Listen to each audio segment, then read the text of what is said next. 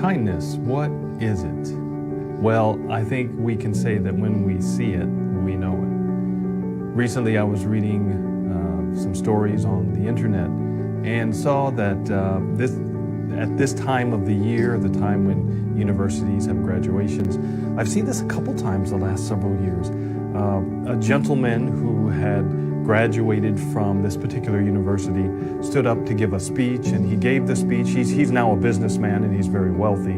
And so he stood up to give a speech congratulating the graduates. He was the honored speaker for that day. And then at the end of his speech, he said, "And by the way, I am paying for all the debts of the graduating class. So if you owe anything to the school and you have any outstanding bills, I'm covering it all." I'd say that's kindness. Then there's other stories that I've read about or heard about. I'm sure you can, in your mind, start to tick off stories of kindness that you've heard about.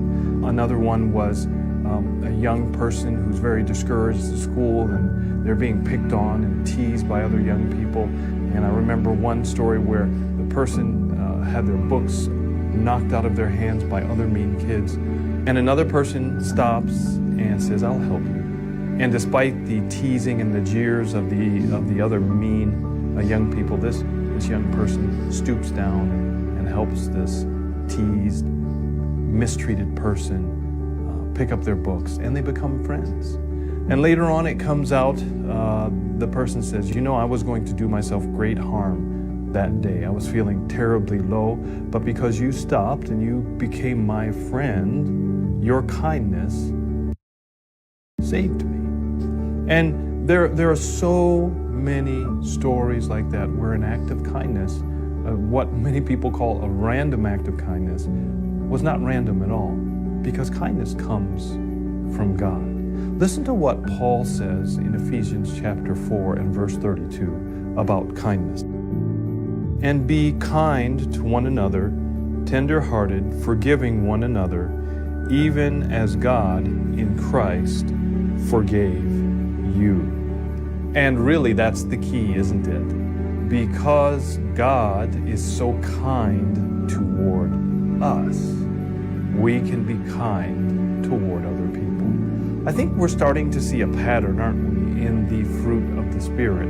And that is, God is not asking us to do anything that He has not done to us or for us.